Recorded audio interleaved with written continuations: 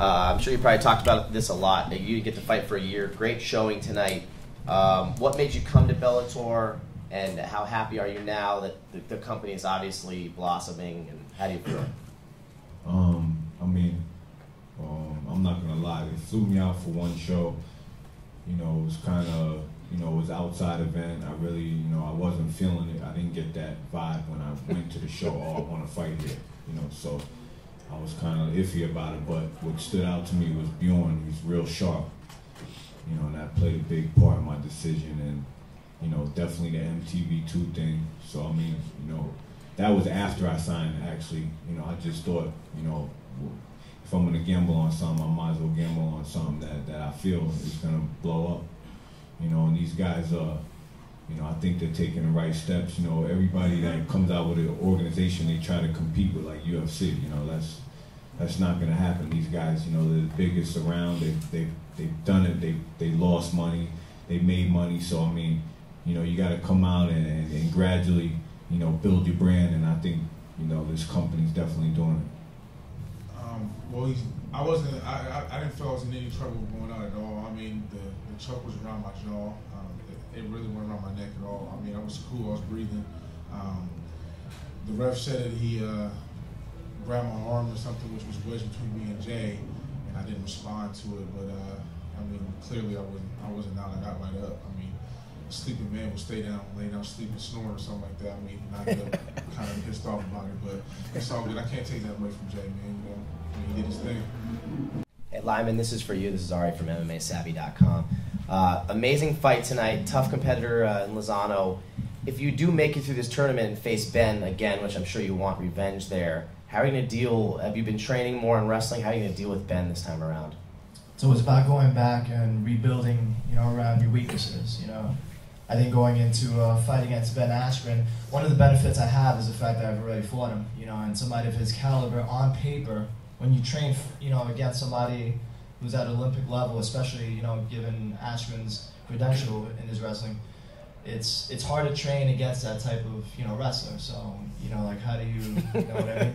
So I think, you know, not having the expectation, not knowing what you're going against the first time is, you know, the downfall to having fought him the first time. You know, I go back into a fight against him again. Now I know what to expect. Now I know, you know, how to train for it and everything. So again, you know, I'm not thinking too far ahead as far as Askren right now, because that's the first mistake I'll be making with the two people remaining, you know, in the semifinals and finals. You know, and I'm not overlooking anybody right now. The only people I'm thinking about and I'm focused on are the two remaining people before I get to Askren. So when we cross that bridge, then we'll talk again. Cool. Thank you.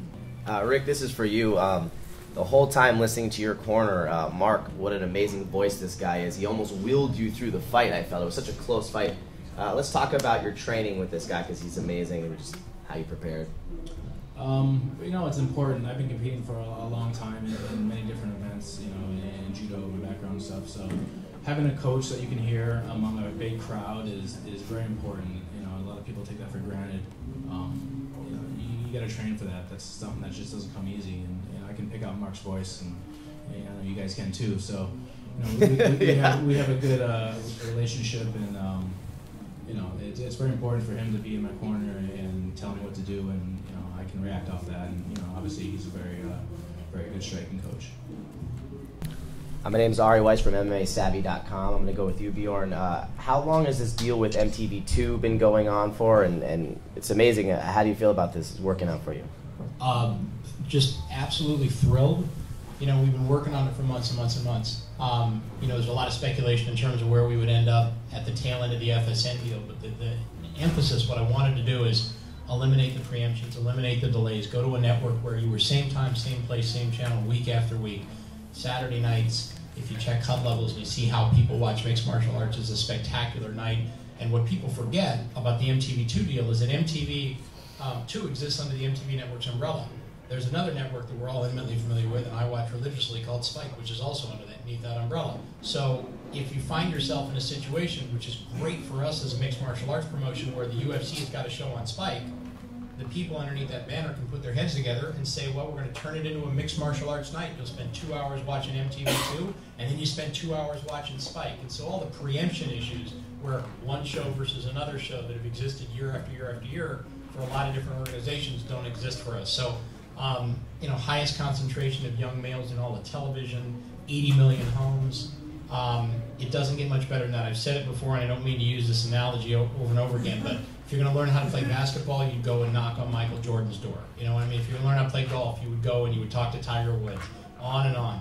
And if you're going to start a mixed martial arts promotion and try to build superstars for the next 3 years, who better to be with than MTV Networks? Who better to be with than the people responsible for, in large part, the growth and explosion of the UFC? So I am about as happy as a guy could be sitting in this chair. Thanks.